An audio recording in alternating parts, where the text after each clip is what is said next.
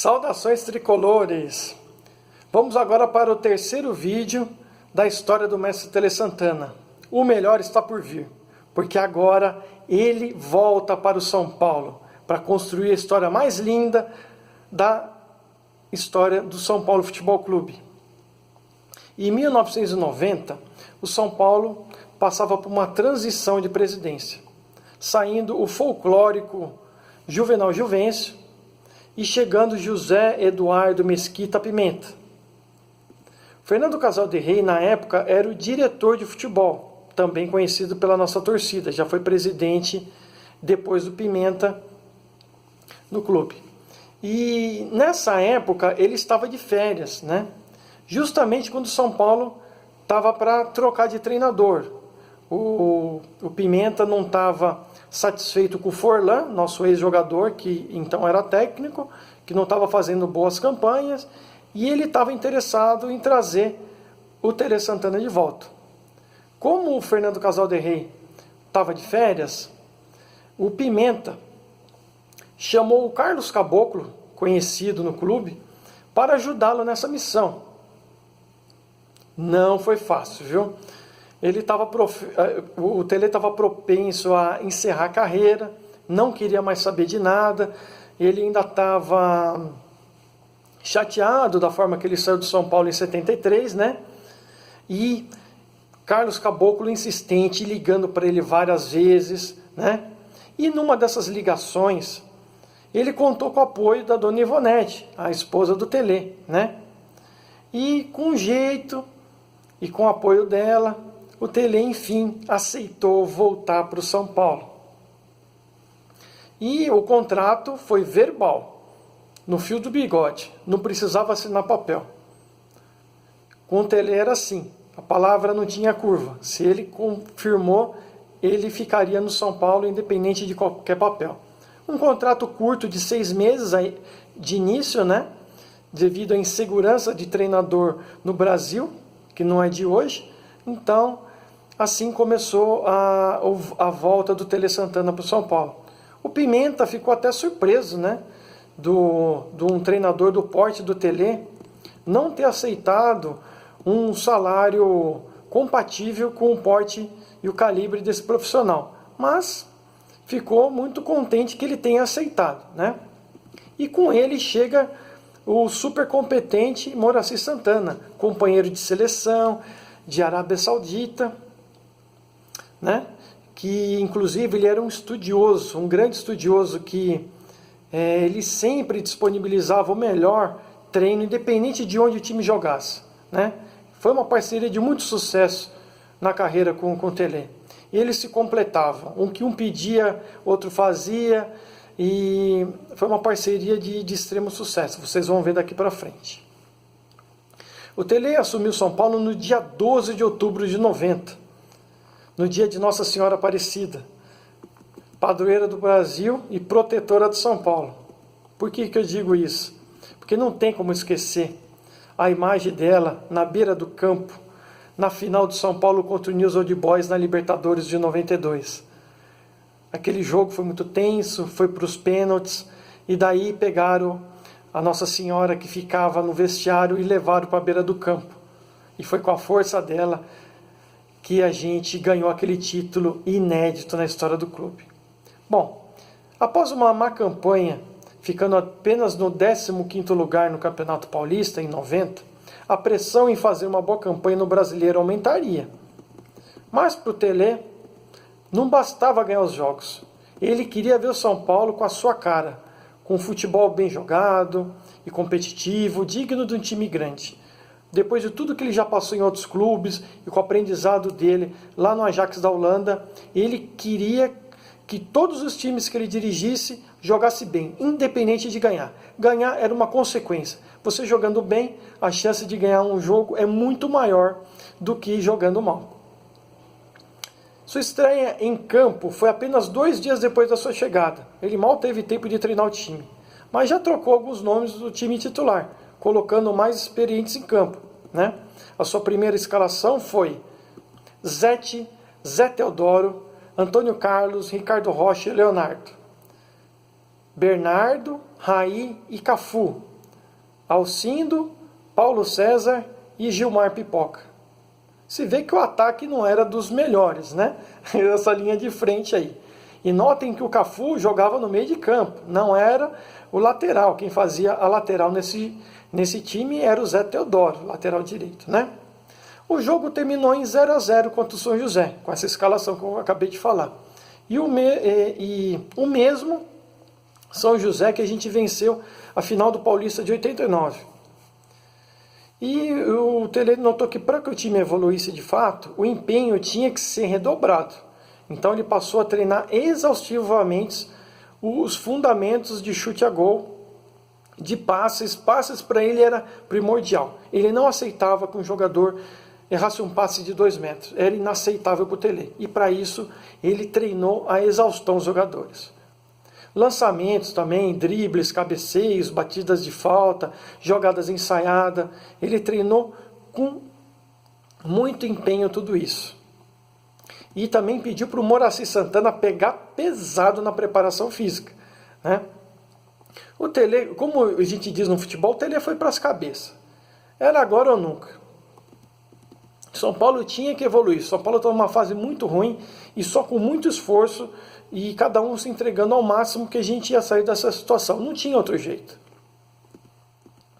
E dessa forma, ele transformou um time desacreditado e bombardeado pela imprensa a time sensação do campeonato. E foi o finalista do Campeonato Brasileiro de 90. O nosso adversário foi o Corinthians. De quando chegou até disputar as finais, o São Paulo ganhou 5 jogos, empatou 4 e perdeu apenas 2. Passamos pelo Santos nas quartas de final, que o primeiro jogo foi 1-0 e o segundo 1-1. O Grêmio, na semifinal, ganhamos de 2-0 e perdemos de 1-0 lá. E na final contra os Corinthians, né, a gente tinha a vantagem de 2 resultados iguais por termos feito uma melhor campanha. No primeiro jogo, o Corinthians venceu por 1-0 com o gol do Wilson Mano. No segundo jogo, tínhamos que ganhar para ser campeão. Então bastava 1-0 para o São Paulo, 2 resultados iguais e o São Paulo levantaria a taça, né? Porém, com um gol chorado do Tupanzinho, o Corinthians ganhou de novo de 1-0 e eles foram campeão. Ano que o Neto era o melhor jogador do Corinthians, né? Curiosamente, esse jogo foi no dia 16 de dezembro de 90. 16 de dezembro é considerada a segunda fundação de São Paulo, né? E infelizmente foi uma data infeliz para a gente por ter perdido o título brasileiro justo para o arquirrival. E esse jogo acabou consagrando o Tupanzinho como o talismã corintiano que eles chamavam, né? E foi autor do gol do primeiro título nacional do Corinthians. Até então eles nunca tinham sido campeões brasileiros, né? Bom, mais um golpe duríssimo para o Tele. Né? E para o São Paulo também, porque em 89 o São Paulo já tinha chegado na final do Brasileiro contra o Vasco e tinha perdido também, com o fatídico gol do Sorato. Ninguém esquece daquilo, né? E em 90 foi contra o Corinthians com o gol do Tupanzinho. Então já era um bi-vice. E isso daí aumentava a pressão ainda mais. Porém,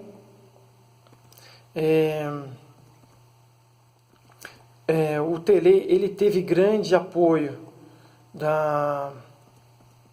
embora tinha sido bombardeado pela imprensa, tudo, pelo fato de ter perdido mais um título, e eles voltaram a cornetar, chamando ele de pé frio.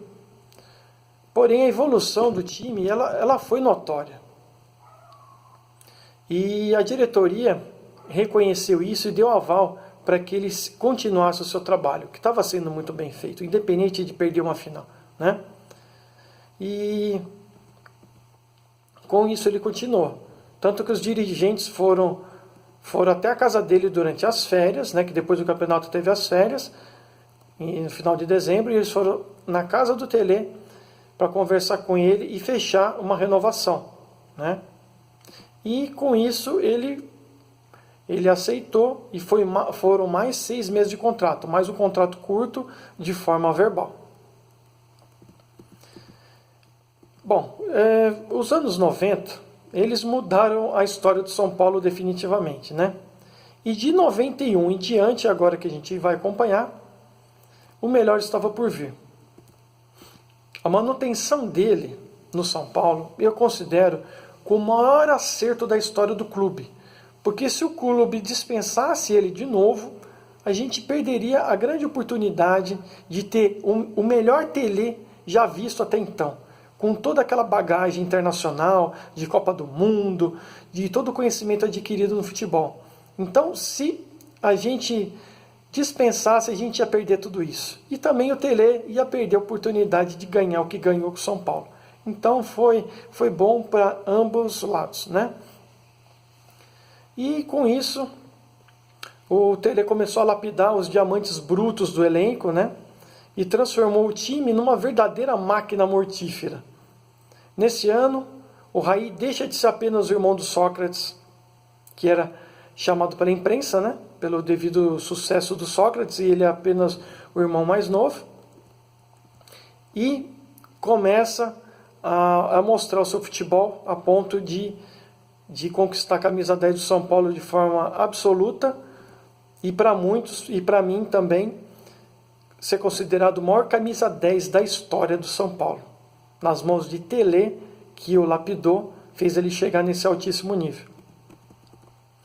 Um dos segredos do Tele para fazer com que o Raí desenvolvesse foi até um desafio em ele treinar para ser artilheiro do time. Não só ser um grande armador e líder de assistência, mas também um artilheiro, competir com o centroavante em números de gols, né? E o Raí começou a treinar muito em relação a isso.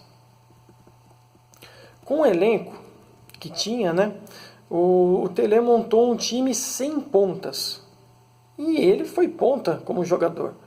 Então, não é o fato que ele era ponta que ele tinha que improvisar alguém na posição. Se ele via que não tinha condições e ele podia montar o time sem ponta, ele fazia. E também não tinha um centroavante de ofício, olha que interessante. Então, um time sem ponta e sem o camisa 9 tradicional que a gente conhece de área, né? Para ele, pouco importava o que a imprensa falava, ele sabia que ninguém conhecia melhor os jogadores do que ele. E seguia com suas brilhantes e competentes convicções. Ele tinha a opinião muito definida e ele colocava tudo em prática aquilo que estava na mente. O início do Brasileiro começou com oscilações, né? Nos 7 primeiros jogos ele ganhou 4, perdeu 3 jogos. Sendo o 7º jogo, São Paulo 1-0 contra o Bahia, no Morumbi. E mesmo ganhando no jogo onde o time não convenceu, e inclusive foi 1-0 o gol do Macedo, a torcida organizada teve a capacidade de xingar o Tele de burro.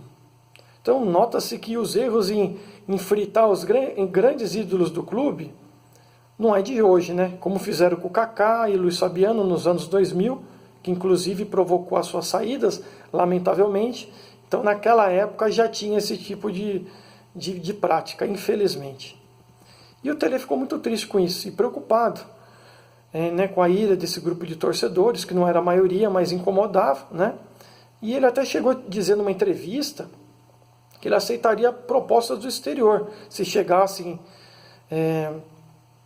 alguma, né, para o clube, e ele dizia que se ele treinasse algum time fora, como ele já chegou a fazer na Arábia Saudita, que ele teria mais paz para trabalhar, que é o que ele mais queria, trabalhar em paz, né? Mas, graças a Deus, isso daí não passou de um desabafo e ele seguiu firme no São Paulo. Aí ele chamou os representantes das torcidas organizadas para uma reunião, aquela conversa olho no olho, né? E ele chegou a deixar o seu cargo à disposição deles, né? Por aí dá para imaginar como foi o clima da conversa. Na conversa, eles puderam aprender um pouco mais, com clareza, sobre a seriedade e a dedicação dele no seu trabalho. E decidiram apoiar o Tele, independente de resultado dali para frente. Olha, a dedicação do Tele era tanta que ele morou no CT durante 5, 6 anos. Todo o tempo que ele ficou no São Paulo. Tudo isso para que ele pudesse cuidar de cada detalhe, da qualidade do gramado, que todo dia ele acordava cedo para ver a condição, fazer os ajustes necessários com os jardineiros e tudo mais, para acompanhar a alimentação dos jogadores, né? Ele gostaria de ficar por dentro de tudo que acontecia no clube. Era a forma que ele achava interessante do trabalho evoluir de forma mais satisfatória possível. E dali em diante o time embalou. E só perdeu uma vez até chegar na final do Brasileiro de 91. Pela terceira vez seguida, em 3 anos, o São Paulo disputava a final do Campeonato Brasileiro. Vindo, né, dos 2 vices de 89 e 90. Então, ao mesmo tempo que fez uma boa campanha, a pressão pelo título aumentava ainda mais. Mas o Tele estava preparado e maduro para isso. Dessa vez, o nosso adversário da final era o Bragantino, né, do retranqueiro Parreira. O primeiro jogo foi no Morumbi. A melhor campanha no campeonato foi do Bragantino, então ele tinha a vantagem de jogar o segundo jogo em casa, né? Então o primeiro jogo foi no Morumbi e nós ganhamos por 1-0. Foi um jogo muito duro. No lance do gol, o Cafu cruza, o Bernardo cabeceia no travessão e no rebote o Miller tenta dar um voleio, mas ele fura. Mas a bola sobra para o chamado talismã Mário Tilico, que mandou a bola e estufou as redes do Bragantino. E nesse momento o Morumbi veio abaixo, né? Uma comemoração marcante até hoje, numa alegria que explodia aos olhos. Saiu correndo desembestado, né? Antes do segundo jogo, o Tele estudou ainda mais o adversário e chamou os líderes do time para uma conversa. E, pasmem, ele chamou para que eles opinarem sobre como achavam que deveria ser a escalação do time no segundo jogo. A empresa, que tanto taxava o Tele de autoritário e tudo mais, via que mais uma vez ela estava errada. Na finalíssima do Campeonato Brasileiro de 91, segundo jogo, o time que foi a campo foi Zete, Zé Teodoro, Antônio Carlos, Ricardo Rocha e Leonardo. Ronaldão de volante, ao lado do Bernardo, Cafu no meio de campo, do lado do Raí. E na frente, Macedo e Miller.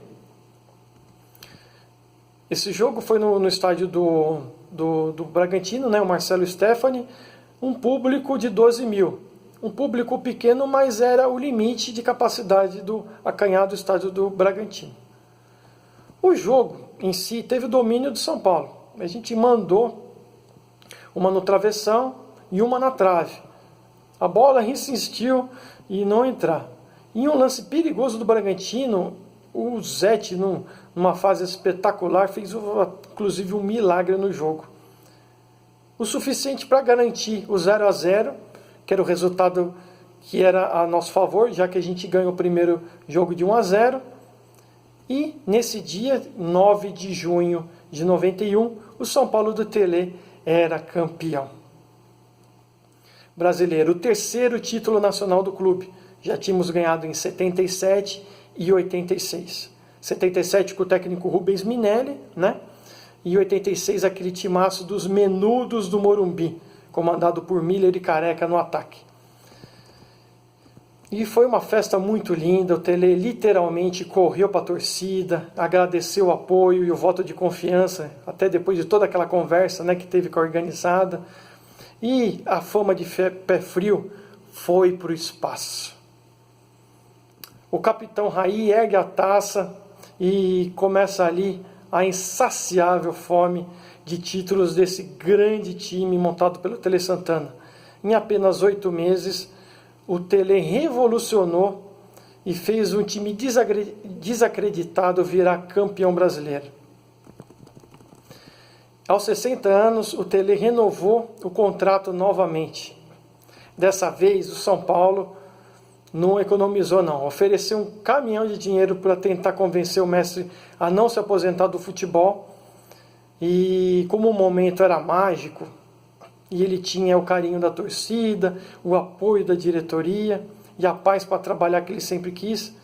E ele, logicamente, que ele aceitou e ele seguiu a sua missão de começar a projetar os títulos internacionais que estavam por vir, já que campeão brasileiro em 91, a gente tinha assegurado a vaga para a Libertadores de 92.